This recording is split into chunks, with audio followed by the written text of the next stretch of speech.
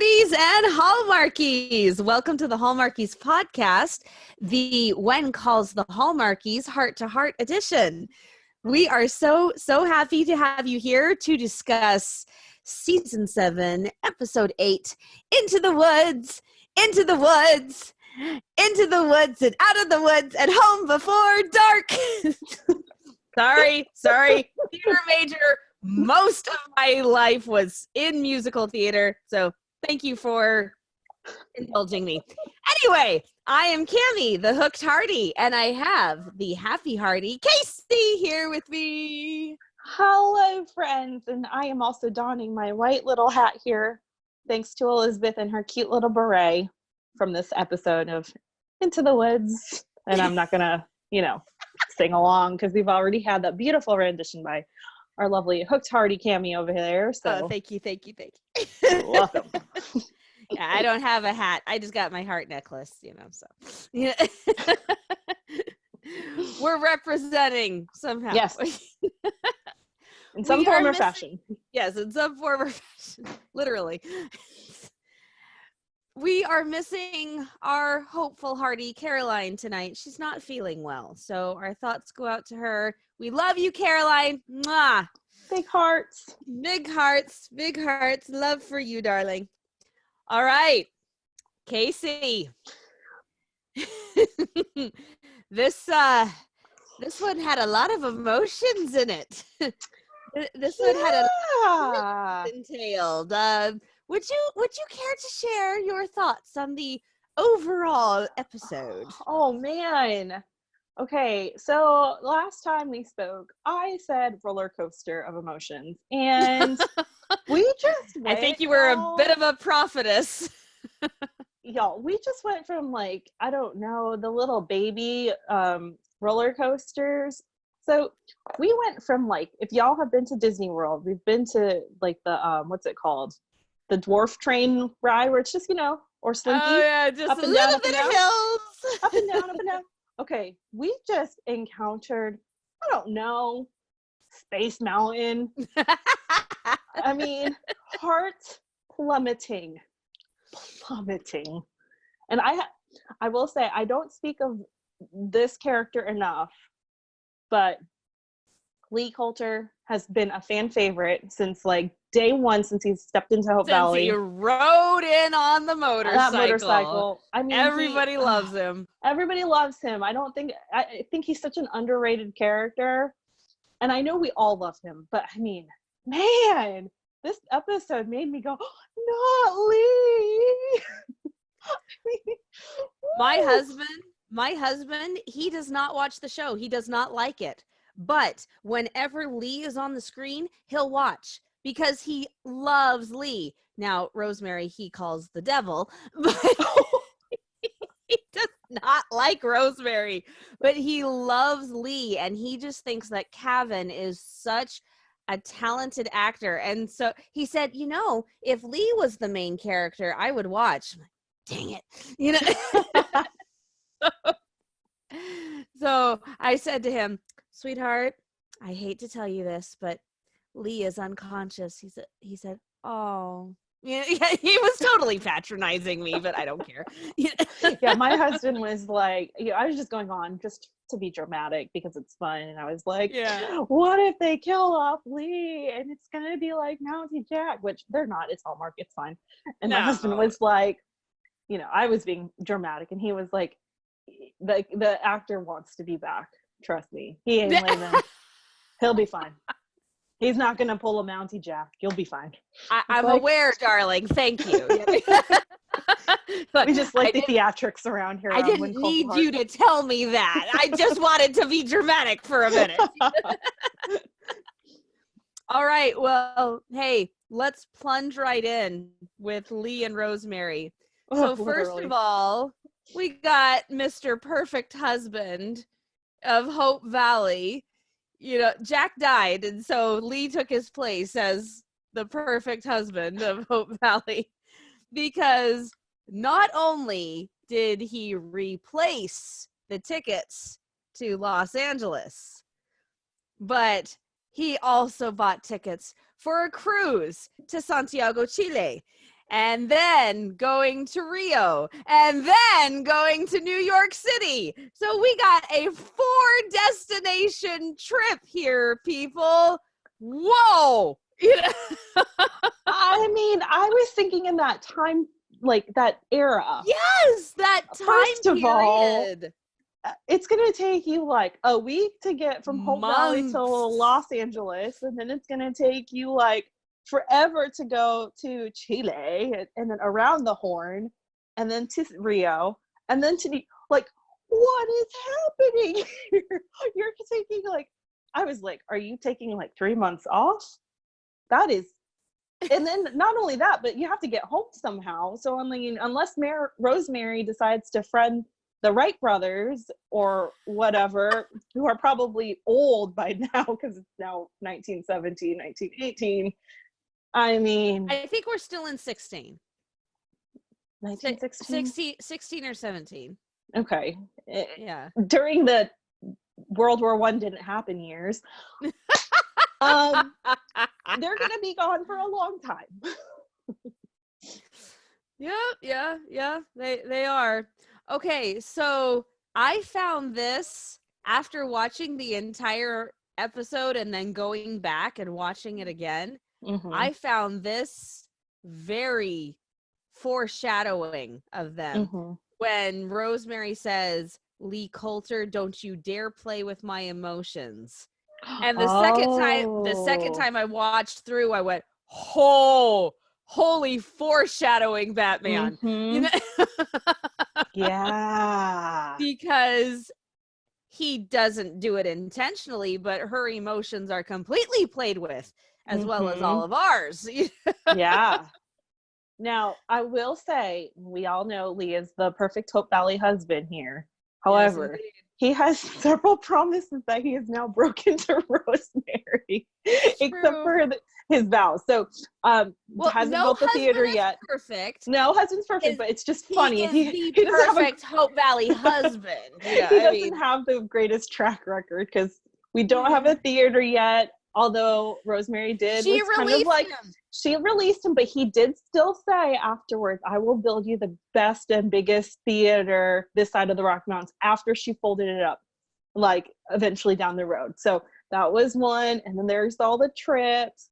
And then when Lee got hurt the first time in season 3 with his foot, and Rosemary's pouring her heart out, and she's basically like, "Don't you dare like scare me like that." Basically same thing, and he's kind of like asleep but fake sleep and smiling, smiling at her. She's pouring her heart, basically telling her that he can never leave her and can never get hurt, and don't like play with her emotions. Man. All right, Lee Coulter. Oh, and don't forget that he hasn't built her the biggest house in Hope Valley yet. Oh, that's true too. I think they like living next door to Elizabeth now, and they just decided, who needs a house when it's just the two of us, and we like living here. I don't blame them. I don't either. And you know what I found really interesting about this storyline is Rosemary's reaction to Lee. That's how I pictured Lee reacting to Rosemary with the chicken pox. Mm-hmm. You know, I didn't expect it to necessarily go on for more than one episode, but remember how we were talking about that we wanted to see one more scene with Lee being a lot more vulnerable and him being scared that he might actually lose her. And because it seems like it seems like it's the women who are getting all of the dramatic bedside scenes. You know? Yeah. But yeah, this is what I thought Rosemary's sickness was going to be like. I thought that Lee was going to get more scared, more vulnerable, and have a lot more emotion and have a lot more fear of losing her. Yeah. And so I don't know why they chose not to do it. Maybe it was because they were going to have this episode, and so they didn't want it to be too much. But I don't know. I kind of like the idea of seeing a man worry about his wife. But yeah, that's just what I really would have loved to see Lee more worried. But I don't know how you felt about this, but I thought that it was an amazing juxtaposition of emotions and of character personalities, with the fact that Rosemary was the calm one. Rosemary was the one who wasn't worried. Rosemary was the one who said, stay positive. And then to Clara, yeah. To Clara, yes. Then Jessie's okay. Where's Lee? And yeah. I have to tell you, I don't know about you, but I called it. Clara said, Jessie, and he turned around, but Carson was kneeling on the ground. And like, something's wrong with Lee.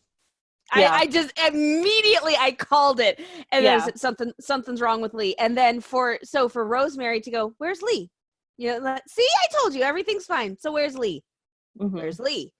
And then he's down on the ground in a blanket, bruised, just like, whoa, you know. Yeah. I thought maybe it was a sprained ankle or a broken leg or something like that, but no, he's unconscious. Yeah. You know, he's out. So yeah. I mean, with that scene, I was more focused on Clara at first, you know, because we had just seen Lee talking to Nathan, and you know, Lee's always happy-go-lucky and honky-dory, just helping out where he can and whatever. And my heart just went out to Clara the entire time as they're going through the woods, because she just got married. I mean, this is basically and PTSD she's having for her again. Yeah. And they've been married for what, just a month or so, if that? Maybe. Yeah. And so, you know, a marriage 3 days and then a marriage a month. Like, what if it were Jessie? He did die. You know, like, that's a month of marriage. I mean, I wouldn't, if I were Clara, I wouldn't want to be married again after that. You know. Well, and Elizabeth was married for about a month before she lost her husband. So I mean, Clara's got to see a track record going here. And Clara's gonna be like, I'm out of here. Going to Union City to find me a man. But so I just loved how Rosemary was so encouraging to her. And I mean, I had a feeling that someone was going to be hurt, but not to that extent. And so I remember seeing Jessie first. Like, when they pull up, you see Jessie in the background. I'm like, okay, Lee's the one that's hurt. Right. But then when Rosemary sees Lee, like, oh, your heart breaks. Like, shattering in millions of pieces, because we haven't seen Rosemary this emotionally intense since the talk that she and Lee had about her incapability to have children. Yeah. You know, and this was like a whole new level of emotion too, because not being able to have kids, different one. Yeah. And then seeing your one and only on the ground, who is your life and who is your rock and who is everything to you, and he is like the only one who knows how to handle you. Yeah. And he's always been there for her since day one, and he's never faltered, and he's never been weak in any capacity, and all of a sudden he's like unconscious on the ground, ashen. Yeah, like that makeup team, man. Oh, the make, yeah. Woo. Bravo. And I was just like, how could you do this to us? Not Team Coulter. Oh. I mean, let's talk about those final scenes. So no, this.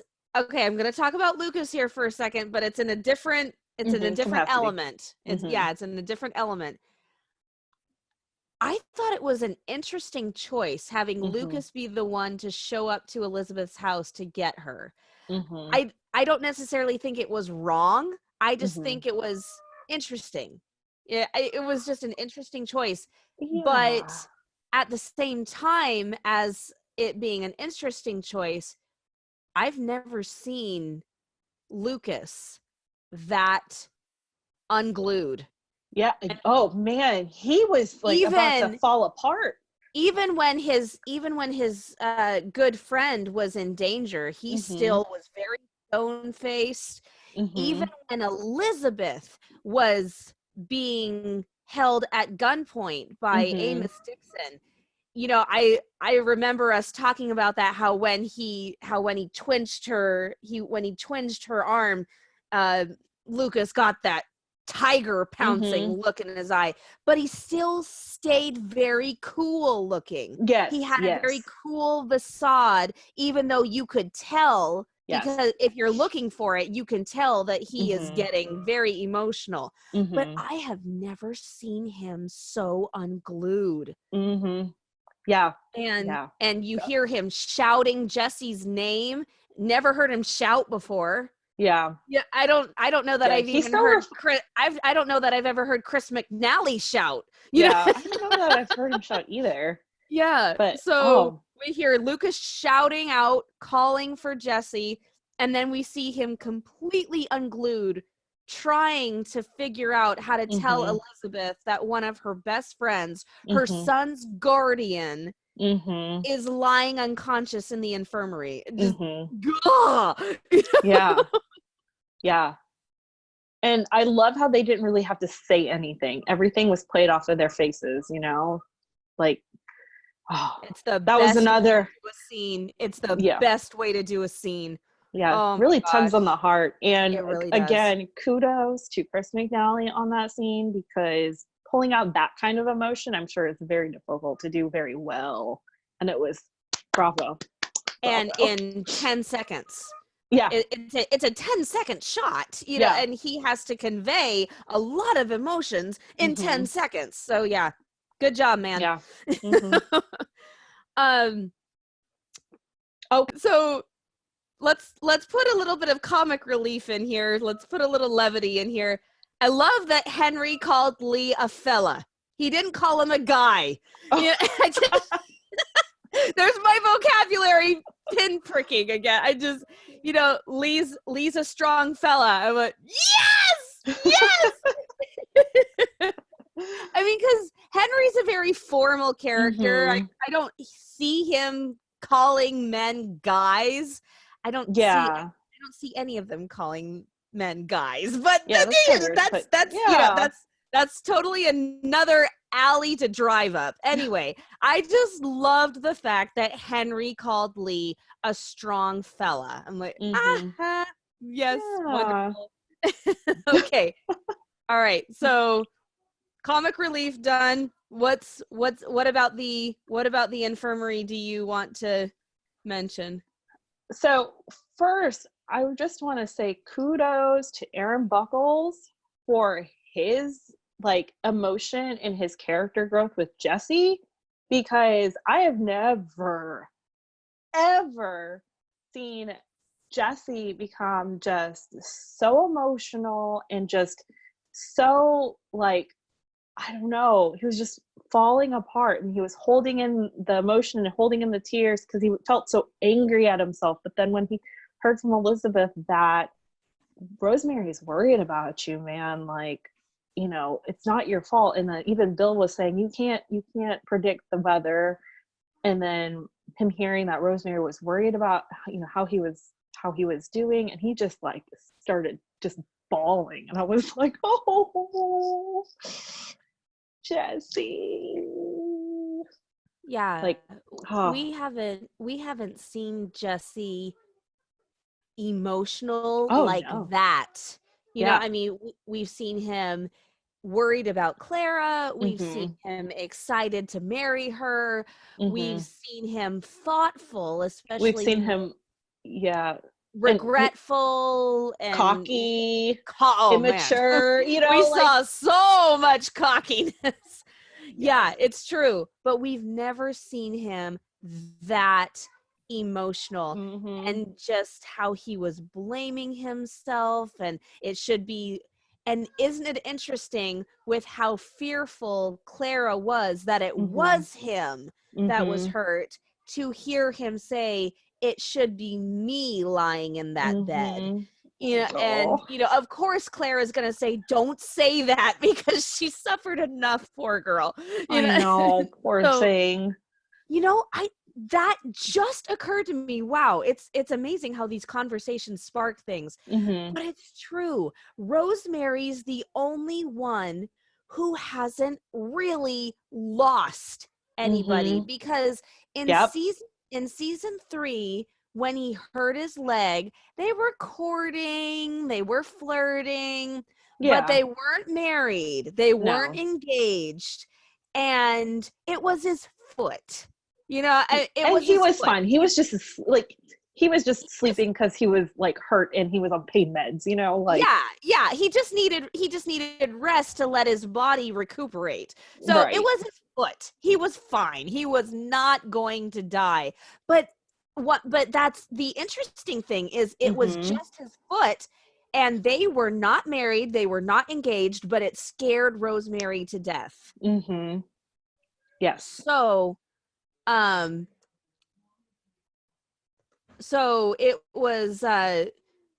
was really interesting that it was just the foot, and it scared Mhm. her that much. And now they're married. They've been Mhm. married a while, and Yeah. his life is truly in danger, and it could end. And she hasn't lost anybody. I Mhm. mean, she tossed Jack away, and that's Mhm. why they broke up.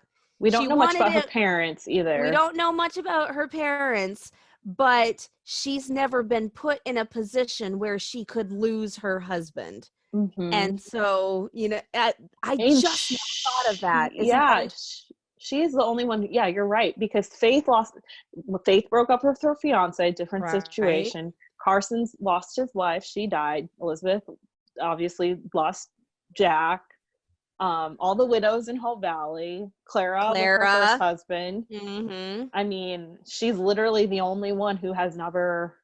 Experienced that Yeah, kind of loss that a we loss for know of. a loss of a love. And I mean, I don't even know that I would count Jack in there Lee too, because like that Lee was. lost his brother. Yeah, And Lee lost his brother, that's right. yeah. So, I mean, Jack's not there anymore, so we can't really compare him to that group. But yeah, Mhm. she's quote unquote one of the lucky ones who Mhm. never has had to experience that kind of fear. Mhm. And I have to admit, the end really snuck up on me. I thought that it was gonna go on, and then I went, oh my gosh, wait, what? No, it's over. Oh Yeah. gosh, but I mean, with her so grave, and I wrote it down word for word because it pierced me. Carson, you are going to use all your medical know-how, everything you have ever learned, to heal my husband. Do you hear me?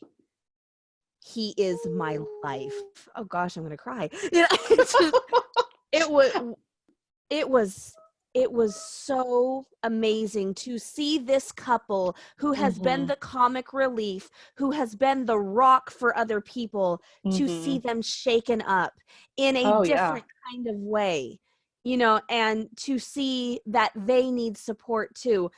But what does she do when Elizabeth says, Rosemary, what can I do? Go comfort Jessie. He's got Clara with him. Please, for me. I mean, she was being stoic, she was being brave, and Mhm. she was holding it together as best she could. Yeah. And that part was interesting to me too, when she sent Elizabeth away, because I mean, I do feel like she really wanted her to comfort Jessie, because I think Rosemary really did feel bad that Jessie was blaming himself or whatever.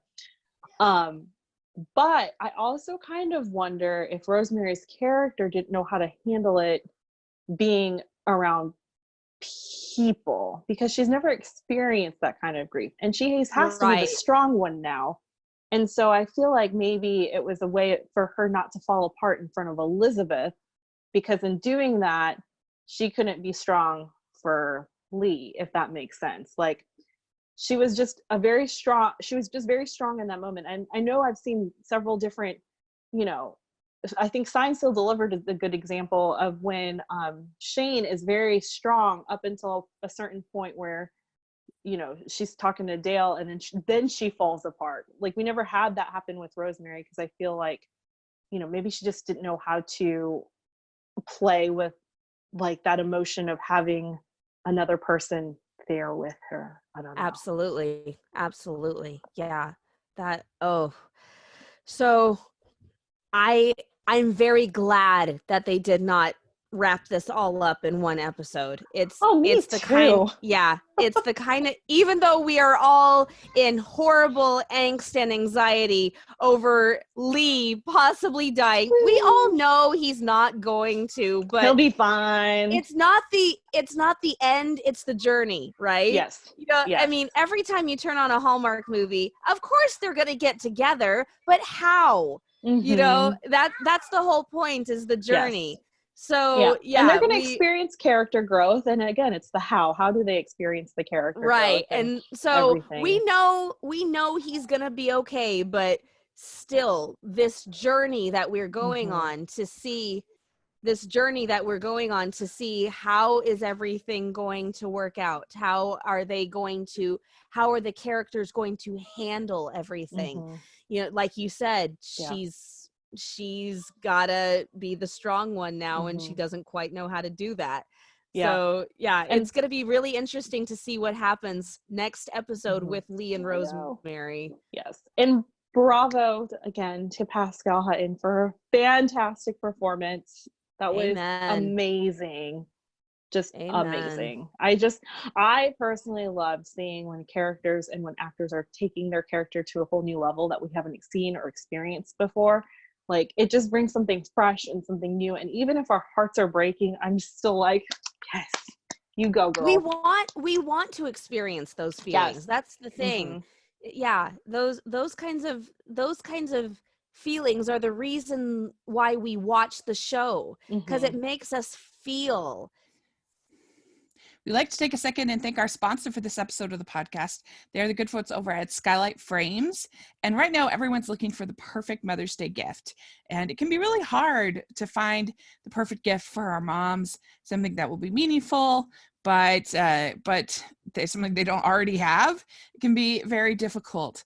And I recently was able to get my parents a Skylight Frame, and it was such a fun gift for them, because it not only looks nice and is, a thoughtful gift, but it also helps them to connect with their family members and gets to see the photos of their family with greater ease. And so it's a really nice product. It's a digital frame where people can email you their photos, so they don't even have to download them or upload them onto the frame like a traditional digital frame. They can send the photos directly to your frame, so they could be out hiking or doing some activity, and just with their phones upload it right to the frame, and you can see it, which is really cool.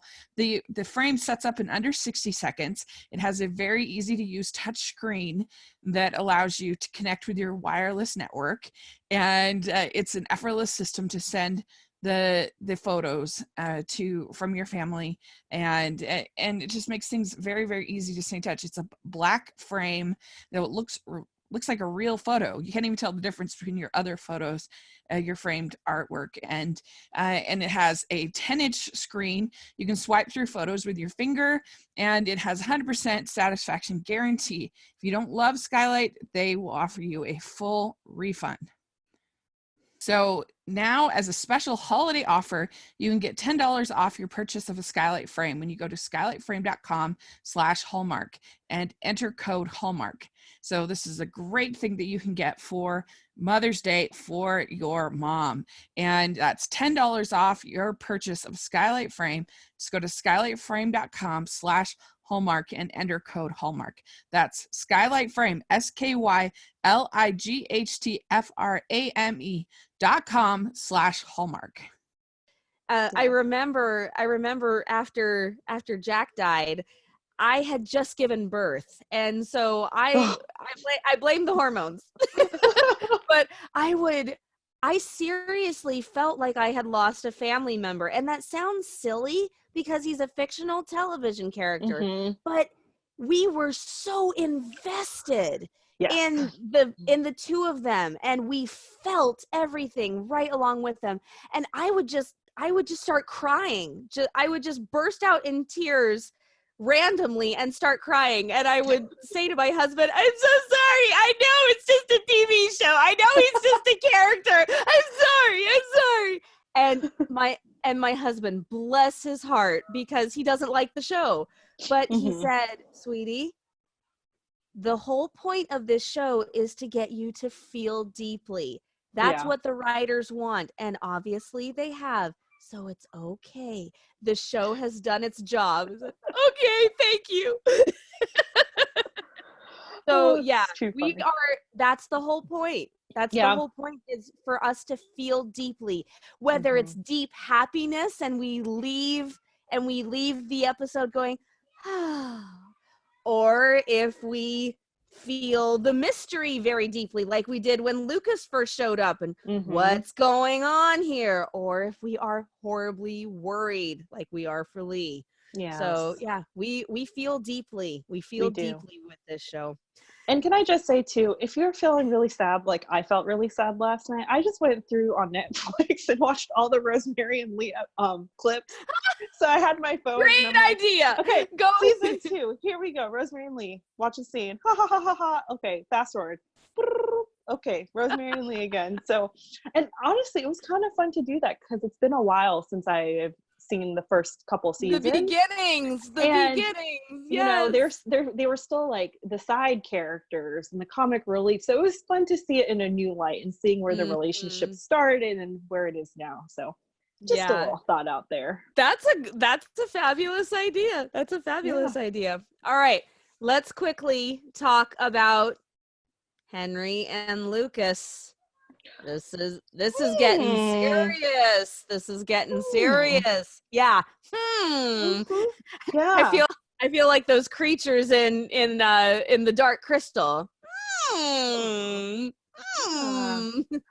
It's an old Jim Henson one. I don't know if you know it. I don't know if I've seen it, but these two characters. Now I remember when they got it, when they started going into business together, I remember thinking, Lucas, I really want to like you, and this is not a good idea. And now I just apparently like, he agrees with you. You should listen to me. I mean, Lucas is getting down to business, and no more suave, no more trying to get along with everybody, no more charms and smiles. He's getting upset, and he wants to know what is going on with his business. And I mean, he's still keeping his cool. He's going through it through all the proper channels and everything, but you can tell he's getting heated. And I love what he said, without my money, none of this would exist. And it just, you know, when he said that, I said, you go, dude, because he's exactly right. Henry never would have gotten anything off the ground if it hadn't been for Lucas. Because like he said, no bank would touch you with a 10-foot pole. I have a right to know what is going on with my money. And he does. He completely has the right. Yeah. And I just want to know, what is he hiding?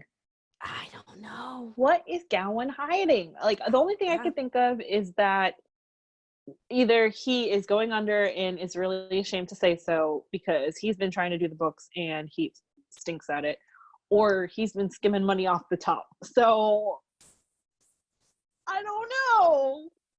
We want to like you, Henry. We really do, but you're getting shady again, mister. I know.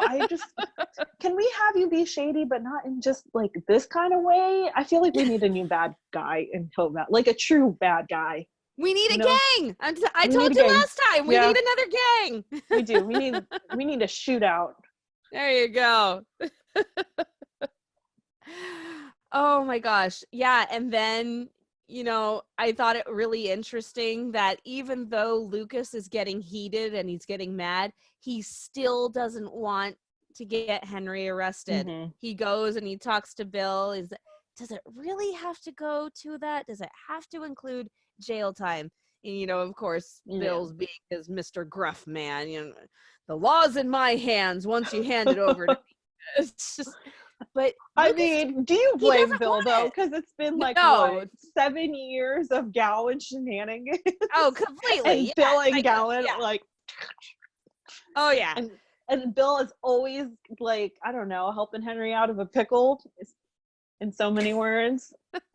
I mean, he could have, thrown him in jail for like 100 years, but no, he let him come back under house arrest and all that jazz. But anyways. Yeah, so it's interesting seeing where this is going. It's very, I mean, and we know that Henry's got his high blood pressure. Is that stress because of what's going on with the business, or is he ill? I mean, oh yeah, what's going on here, Henry? Yes. All right, Carson, substitute teacher, Mr. Teacher Carson. Poor Carson. Although I would love to be in Dr. Shepard's class. Can I be honest? It was a good lesson. It was a good lesson. Yeah. I was getting so upset at Timmy. Like, Timmy, shut your mouth and quit whining. You're at school. He is such a boy. I could see my nephews who are probably about the same age be that way. Like, yeah, thanks, Dr. Shepard. It was fun, but not as fun as baseball. I mean, but that by the time he said that, he had accepted the fact that no, Carson's not Elizabeth. But it was so funny that he's like, wait, we have to go to school on the day that the other half of the class is on the field trip. I'm like, yes, such a boy. and then just first science, now math. I'm like, dude, you're at school. You're at school. Yes. And it's not even hard math. It's just counting. No, it's counting. Gosh. Oh, sweet. Get a grip on yourself, Timmy. Oh, man. Oh my gosh. So funny. Okay, before we talk about the book, can we talk about Lucas getting kissed by a dog? Okay. That is the most un-Lucas thing I have ever seen. Okay. So I was watching it I was watching it on my phone really fast, as it was playing, and my husband's sitting next to me, and he is, I don't remember what he was doing. I think he was listening to something. He looks over and he goes, "Why is that dude making out with the dog?" And I was like, What?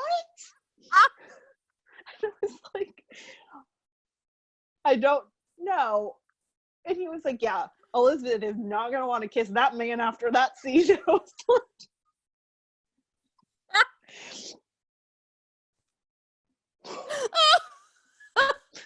Oh, that's funny. Yeah. But, I mean, that has got to be the most un-Lucas thing I've ever seen. He's never.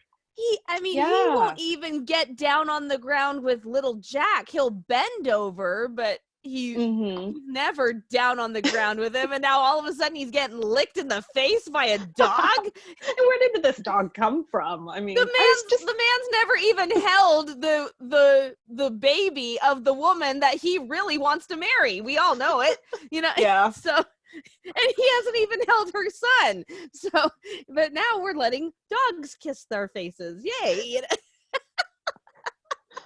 I mean, I guess it's their way of showing Lucas is his fun side. He's warming up. He's becoming a Hope Valley man. I guess so. Now we just need to get him out of his suit, and it's just some plaid and suspenders or something, and see him chop wood, and then. Well, we got him in the work clothes when he was building the library. They were very pretty work clothes, but they were work clothes. Yeah. Yeah, but we have yet to see him chop wood and hold little Jack. I mean, come on, Lucas. Yeah. And Tim Nathan's gonna hate me, but I'm not gonna lie. When Lucas gave Elizabeth the book with the signature from Virginia Woolf, I was like, oh my goodness, he just won like 100 brownie points from me. I will not call you a traitor. It's okay. I felt like a traitor in that moment. I felt like a Benedict Arnold right there. Switching sides for a moment. I don't know, but you know what, Team Lucas? I mean, no. If you're just joining us for the first time, I have said that previous to this, between season 5 and 6, I really wanted Elizabeth to be with Lucas because saloon owner, we didn't know anything about them. We didn't see anything. Too Season shady. 6, season 6, I was still like, I don't know. And then, I don't know. I really like Nathan more, but now I'm like, now it's like, they're starting to, the writers are working their magic on you, girlfriend. yeah, about that. But these are the see, that's the gesture that I like seeing. You know, it wasn't a grandeur thing. It was definitely and maybe that's because I'm a book nerd, and maybe that's because if somebody went out of their way to get a signature of an author that I adored, I would be like falling over myself. And for my high school graduation, my best friend's mom met Karen Kingsbury, who is a fiction writer. Yes. And my best friend and I, we were not in town the weekend that she was there. And so her mom bought me a book and had her sign it for me and everything. And when she gave it to me, like, I about cried because I was so excited. But like, so if I were Elizabeth, I would have, like, I don't know, passed out and probably would have cried. And maybe would have kissed him. I don't know. Whoa, baby. That's why I was like, ooh. So wait a minute. So the autographed book versus taking her to meet her. You wouldn't have kissed him then? Yeah. I don't know. I'm a conflicted person. Okay. As Rosemary, listen, if I were a character in Hope Valley, I would write to Mary Rose and say, I am hurt and I am confused. Not necessarily hurt. Dear confused. That's me. You're conflicted. Conflicted and confused.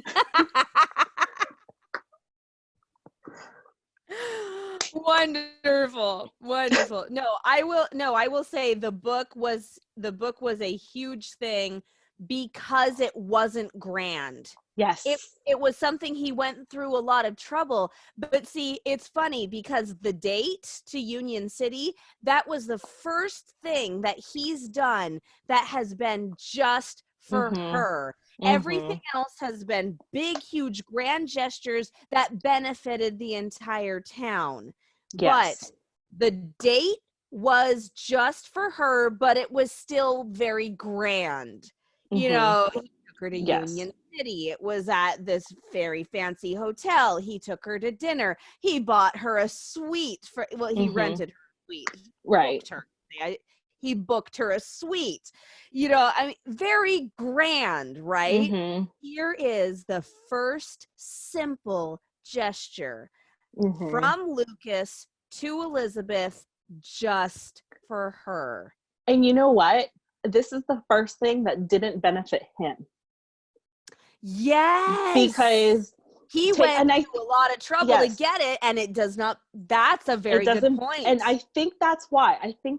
This, as simple as it is, I think this is what really just stood out to me. Because, like, taking her on a date, of course he wants to take her out on a date. Of course he's going to go through the trouble because it benefits him. He's going to build her library. Why? Because it benefits him. He's going to do all these nice things because it's also going to benefit him, make him look like a good guy. But this is literally the first time that we've seen him do something that does not benefit him. And on that note too, I will say there was another Hardy out there on Twitter who also had the same concerns I had last week about it being kind of manipulative in a way. Like the date, you know how I said that it was like, why would he made it seem like he was a fan of Virginia Woolf when in fact he wasn't. And it was kind of like, I don't know how you feel about that. But one of the writers, Derek Thompson, he replied on Twitter and he said, I'm really sorry if it came across that way. Certainly not our intention. To me, he genuinely thought she'd enjoy it, so he offered to escort her. No tricks up his sleeves. Who can blame a guy for wanting to impress someone he likes while getting to spend more time with her? So that's a very decent thing to say. Very reasonable. From the right, like, thank you to the writers and for clearing that up, because that made me feel a little better, because I was like, maybe I just need to tone down my suspicion. I think you do. You're too much of a sleuther, Kaycee. I do love my mysteries. I do. So do I, but this is not. This is Hope Valley. This is That's not true. Mystery 101. It's true. Okay, so let's go into that windstorm. Oh boy. Because it was very stormy. Yeah. All right. How about that? So here is my first thought. Okay. This is my first thought off the top of my head. Who knows if it's actually true? What happens with couples that are meant to be together in Hallmark movies and TV shows? They argue. They argue. They are conflicted. They have friction. Have we seen any friction with Lucas? No. Except for the time that there hasn't been a single fight. There hasn't been an argument. There's been awkwardness, but there has been no fight. Yep. And then, and even Caroline tweeted this to me, and Caroline, as many know, is a huge Team Lucas fan. And even Caroline said that Nathan had every right to be upset with Elizabeth for not staying put and for endangering herself because he was already worried about Emily and he was going out to find her, and then he had to worry about Elizabeth too. And it happened after the fact, but he didn't know. And so he's searching through the forest trying to find Emily, and then all of a sudden he sees this woman that he is falling in love with out there in the elements, and she could have been hurt. And so all of a sudden he gets even more stressed out. So it's not something that a look through Lucas's binoculars could save.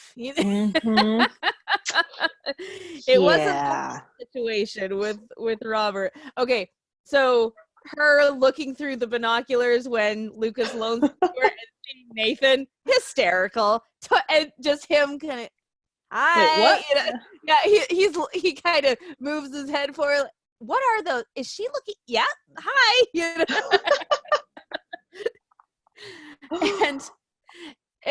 And so, okay, this windstorm was not nearly as dramatic as I thought it was going to be. No. If you remember last week, I really thought that Elizabeth was going to get stranded and Nathan was going to swoop in and be her hero. He was going to save her, or he was going to have to hunker down with her for a little bit, give them a chance to talk. And they did talk a little bit, but not nearly as much. And because he's not the choice yet anyway, I mean, we don't know who the choice is going to be, but because he's not the choice, I was not expecting another mine scene. I wasn't. But I was expecting something more. I don't know, just the windstorm didn't seem to be as pumped up and dramatic as I thought it was going to be. So I really thought she was expectation, but still, I thought she was going to get hurt and Nathan was going to rescue her. Yes, it just it was an interesting choice. Yeah, it seemed like right when they were about to get somewhere, they pulled back, and it didn't feel like there was any danger. Yeah, there was a lot of wind, but even with the tree falling next to Emily and Elizabeth, it just didn't feel like there was that dangerous energy where they could be lost. That I don't know. It just, and so I don't blame Nathan for being upset, and it shows how much he truly cares about her, that her being in danger upset him so much. Yeah. He did not need to lash out with, I have two focuses, raising Allie and keeping this town safe. I was like, oh, ouch, man. Ouch. This town or the town? This town. Wink, wink. Wink, wink. The town. That's a good one. That's good. Yeah. But I mean, but saying that to her, that was a big ouch. You know, I mean she did ask. She did ask. So it was, and she so was funny. very it was so about funny it. That she's being all pushy, and then I take it back, keep it to yourself. And then he says, no, I'm going to tell you what I'm thinking. You know? Yeah, that was very forceful. Even I was a little like, whoa. Okay. Yeah, we're about to cross the line over here, because I mean, I know we can't compare Jack and Nathan, but I don't know that Jack has ever lashed out like that. But they have had their very tense moments. He did. He's lashed out when she she has purposefully put herself in danger, and he would get upset by that, but not. Jack was more snarky, I think. He was snarky. He was definitely, and I feel like that's almost worse, because it's like you're getting made fun of. You know what I'm saying? Like, remember when she was trying to go into the mine, and he was like, "Okay, Miss Prissy, like Miss Hamilton over here thinks she can go mine like the men." Okay, and like, you know, he was just very snarky towards her the very first season, and just very like, he'd have the glare and like the intense stares and just like very intense things. But I think with Nathan, him being I think this also too, he is a different character. So Kevin McGarry has to play him differently than Jack, and how Nathan would react as opposed to Jack reacting or Lucas reacting. Right, yeah, because we can't have a repeat storyline. No. So that was, and I don't blame him for getting angry too, just because if Emily were hurt and then he got her to safety, and then he have to go back out and find Elizabeth, and if she were hurt, like, and that's also now that could have been a way that they could have done it. Yeah, that's true. He finds Emily, and then he has to go back out again and look for Elizabeth because she went out looking for Emily. See, I really, really thought that we were going to have, because we had a huge bonding experience with Lucas and Elizabeth. So I thought we were going to have some kind of big experience between Nathan and Elizabeth, but it looks like next week there might be one, but we'll get into that later. And I am glad. I know a lot of people were just like, so rude, but I'm glad he was rude to her, and not because to be mean, but because we need that tension. We need tension between characters. That goes back to my original thought, that there hasn't been a fight. That was when I first thought, oh my gosh, is Nathan the one and Lucas is the side guy? Yeah. You know, that was the first time that I actually thought that Nathan might be the choice of the writers, because they're having the fights, they're having the tension that are causing them to have history. Let me put it that way. It's causing them to have history, and there's no such history with Lucas. I still like Lucas. All you Team Lucas fans out there, I still think he's an awesome character, but that thought occurred to me, and it made me question it. Yes. Like, and that was is that what's going on? Yeah, and that was my thought too, because I was like, why can't I get on board Lucas and Elizabeth? And I was thinking about it. All the movies I like, all my top favorite movies, it's always because the lead lady and the lead man, they always have tension. Anna and Gilbert, tension for like Oh, gosh. 7 years. You know what I'm Anne saying? and Gilbert. I love them, but so much. Felicity So and much Gus from dramatic behavior, and so much. Shirley. I know. And Felicity and Gus from Road to Avonlea, they also had a lot of tension. Shane and Oliver from Signed, Sealed, Delivered, a lot of tension. No, that was way too long. Okay, but still, they're still anybody still who goes dynamic. at a Shane and Oliver pace needs to speed it up. Even Jack and Elizabeth, they had the romantic tension, and even they did, and they went through the arguments. And with Rosemary and Lee, they didn't have that tension necessarily, but they are more yin and yang. They're very opposite of each other. They've they've had it after their marriage. Yes, it still shows them at odds and against each other and being at odds. Yeah, and I feel like that's why I'm always drawn to, and I feel like that's why I have a really hard time getting on the Lucas train. Now, I will say, if we get tension and it's like good romantic tension next week, I might switch sides, but we'll see. We'll see. But I need that to happen. We need 3 things to happen now, Hallmark and Team Lucas. We need Lucas to hold baby Jack. We need there to be romantic tension. We also need, there's a third thing, but I cannot remember what it was. You mentioned it earlier. Faces. We need faces to baby Jack from Lucas. Oh, yeah, there you go. Because he has not done the faces that wood chopping. The wood chopping. We need the wood chopping. The wood chop, baby Jack interaction on a very, very personal and cute level. Yes. Yes. Yep. All the 3 things. And tension. Tension. Yeah, it's really, but you can see his worry and his true feelings coming through. Even though I didn't think Emily could have died. So when Elizabeth said she could have died, I went, no, she couldn't have. But when Nathan says, you both could have died, I went, I literally sat back. I was like, oh gosh, he's mad. And he's mad because he cares about her and he was very worried. So I really did want more. I wanted more from the windstorm. I was like, okay, now, nah. It did kind of fall flat for me too, that part of the story, but it's really sad because it had so much potential. Yeah, I don't know. And we'll see though. But still good things came from it. Good things came from it. We're getting a great Lee storyline, right? Yes. We are. Yes, we are. So did Nathan going after Emily at all remind you of Jack going after Maggie in the end of season 3? No, not really. It did in the slightest bit for me. Just no, I'll go get her.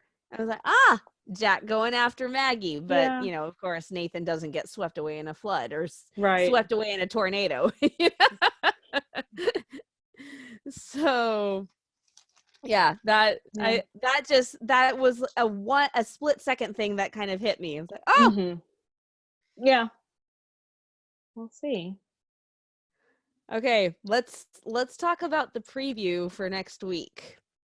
Oh gosh. Yeah. Oh, before I forget, I forgot to say something last week and I really wanted to. Okay, Kaycee, here's a little pop quiz for you. What has Elizabeth been mistaken for with both men? Their wife. Yes, good job. She has now been mistaken for their wife, both of them. That's gotta be some, I don't know what to call that, but that's gotta be something. That's something. Something strange. I mean, when you are mistaken for the wife of both men that you are torn between and interested in.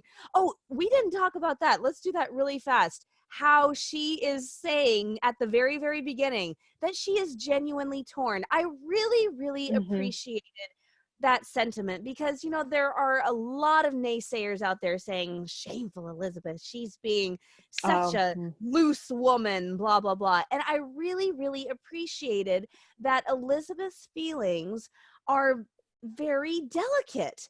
She truly and genuinely is feeling torn. And by the way, yes, this is television, this is fiction, but we are talking about the character. The character is genuinely torn. The character genuinely cares for both men and does feel that any single woman would be lucky to have either one of them, but she has to decide which one would make the best life for her. I really appreciated that, and I think, in my opinion, it should silence some of those negative comments because she's not acting like a loose woman. Yeah, it's a little far. Actually, it's a lot far and a little ridiculous. Yeah. But yeah, I agree. Let's be real here. Okay, so next week, I think we're gonna see that Lucas and Elizabeth fight. You know, at least a teeny tiny taste of it. I don't know how intense it's gonna get, but what does Lucas do, Kaycee? What does he do? He does something that even I'm like, oh, don't do that to somebody, a writer. Oh, he sends her writings to her mother, his mother. I can't.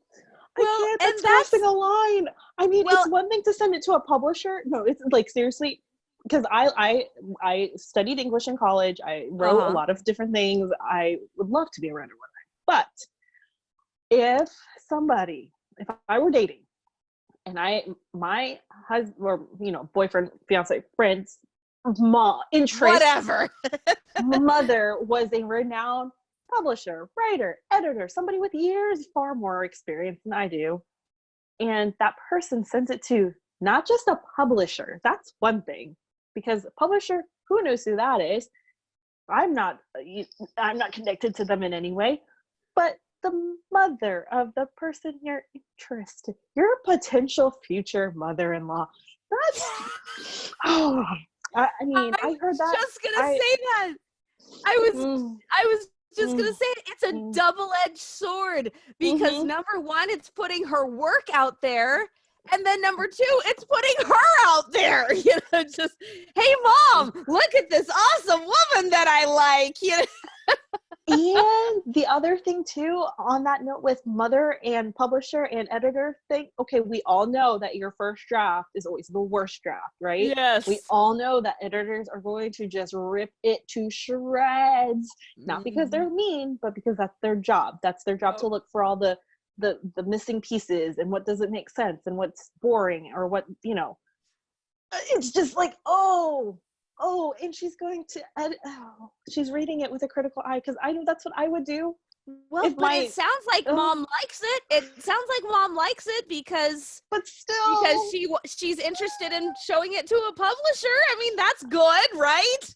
I mean, if you're watching this on YouTube, I'm gonna have to go down into the Hope Valley Lake. She's sinking. Oh, she's gone. I've lost my co-host. I'm dead. Oh, great. Okay, well, I'll finish this up by myself then. Oh, no, she's back. Had a little dip in the lake. It was a little cold. Hopefully not as icy as whatever's going to happen next week.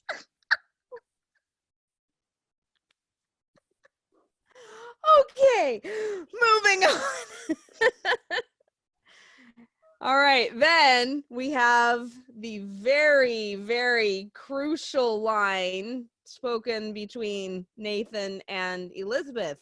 Do you want to know how I ended up in Union City with Lucas? How? And he's being kind of sarcastic. You could tell him how. You just kind of giving her a little bit of attitude, and then he asked. And then what do we see? We hear a knock at the door. Elizabeth opens it, and there's Nathan, dressed very smartly, very nicely, looking like he's getting ready to take her out somewhere. So is this a date between Nathan and Elizabeth? Is he upping his game, and Lucas and Elizabeth are going to have a fight now? I mean, whoa. And then meanwhile, Lee's laying unconscious in the infirmary. Just so many things to think about. Yeah. Again, so many things to stew over. Going into the Hope Valley Lake again because I'm uncomfortable. No. Don't you dare disappear on me. Oh boy. Yeah, that was a preview. And, I am forcing myself to not watch any previews because I don't want to know. I mean, not previews, sneak peeks. I don't want to know. I do not want to see anything because I want to watch it all at once and I really want to know what happens. No, I probably should stick to that too. I'm going to try my best. Should.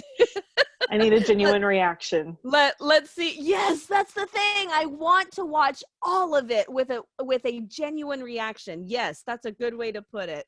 All right, so we will see what happens next week, won't we, Hearties? Oh, we sure will. All right. So, Kaycee, after this incredibly emotional roller coaster, where can people find you? You can find me at Twitter on Twitter at Hallmark My Words. There you go. And you can find me on Instagram and Twitter at Kami Drama Girl, Kami spelled Kami. On Facebook, the Hooked Hardy Facebook page, and my blog is hookedhardy.com. And also you can follow the podcast everywhere on social media, Hallmarkies Pod or Hallmarkies Podcast. If you're listening on iTunes, please give us your ratings and reviews. If you are watching on YouTube, which you can see Kaycee sinking, you can please give us a thumbs up and subscribe to our channel because that's always very helpful. And please consider becoming a patron for our Patreon group. It's $2 a month. That is the minimum. So less than a cup of hot chocolate. And it got really cold today, which in Texas in April, 45 degrees, unheard of. So I want that hot chocolate right now. So while you're enjoying a cup of hot chocolate, just think, for less than a cup of hot chocolate, I can join the Patreon and I can get all kinds of giveaways and exclusives. Also, check out our merch store. We've got tons of postable, Hardy, and Hallmarky inspired art, and it's going like hotcakes, frankly. So have fun and try not to stew too much. It's only 1 week. We can do this. Actually, by the time this records, it's only a few days. By the time this airs, by the time this airs, it's only a few days. So you got this. We can do this, Hearties. We got this. So, Kaycee from way down there. Bye. Bye. Bye, everybody.